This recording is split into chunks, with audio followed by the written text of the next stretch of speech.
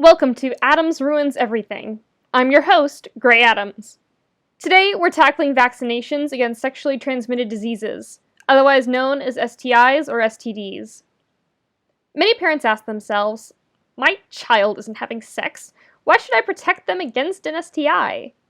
They wonder if they're really necessary or if they'll encourage their children to engage in sexual activity.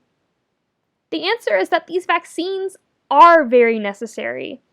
I'll explain how vaccines work and what STDs they can protect against, as well as dispel some common myths about vaccinating against STDs.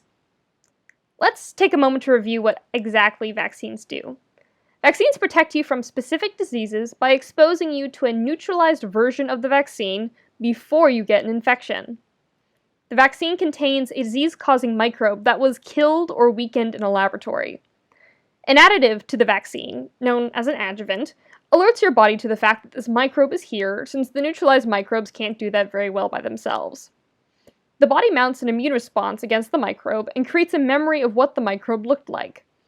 If and when your body gets infected by the microbe in the future, it should now be able to respond to the infection much faster and more effectively, preventing excess damage and complications from the disease. Vaccines don't have a 100% success rate for preventing disease, especially when necessary boosters are ignored, and they can cause some side effects in a very small fraction of the population. However, the benefits of getting vaccinated for both individuals and communities are so great that they far outweigh the risks. Vaccines are important, and they do save lives. Vaccines are currently available for 3 sexually transmitted diseases: hepatitis A, hepatitis B, and human papillomavirus, more commonly referred to as HPV. Vaccines for other STDs, such as HIV and herpes simplex virus, are still in development. Of the vaccine-preventable STDs, HPV is the most well-known because it is the most commonly contracted STD in the world. While most strains can be spontaneously cleared and infections are frequently asymptomatic, some strains cause warts or cancer, most notably cervical cancer. 99% of all cervical cancer cases are associated with HPV infection. Hepatitis A and B are liver diseases that can destroy the liver in a matter of months. These diseases can have very serious complications, and everyone should be vaccinated against them if at all possible. Now for the myths. Myth number 1. My child can't get an STI if they aren't sexually active. Newsflash, they can. Just because it's called a sexually transmitted disease doesn't mean that it is only spread through sexual contact. One example is mono, otherwise known as kissing disease. You can be fully clothed and still transmit or receive mono. Hepatitis B, as well as hepatitis C and D, are bloodborne and can be transmitted by sharing needles. Even if your kid isn't sexually active, they aren't necessarily safe from these diseases. It's also good to vaccinate your kids against STDs in case they choose to become sexually active later in life. Depending on the age of your child, that may be an uncomfortable thought, but remember, your child got made somehow.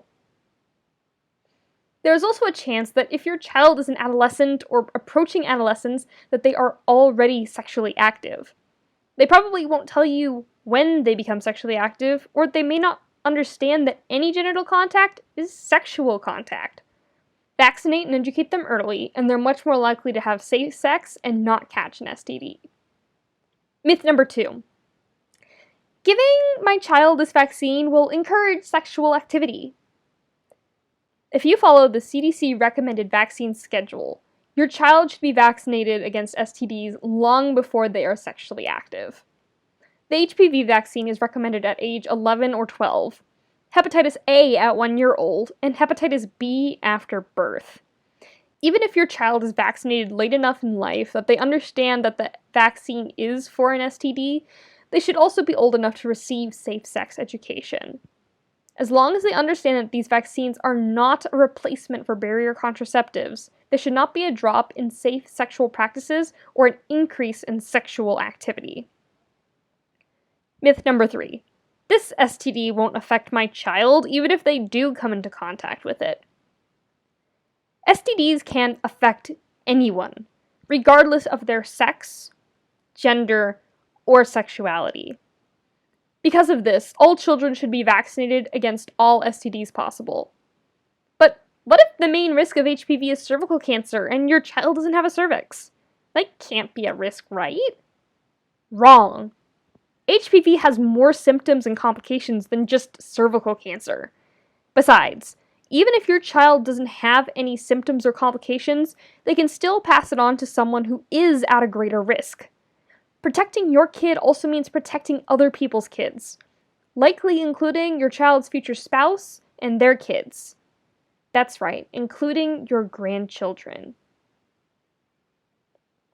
To conclude, vaccines aren't perfect protection against STDs. Currently, you can only use vaccines to prevent hepatitis A, hepatitis B, and HPV. However, vaccines are the best insurance available for your child's safety.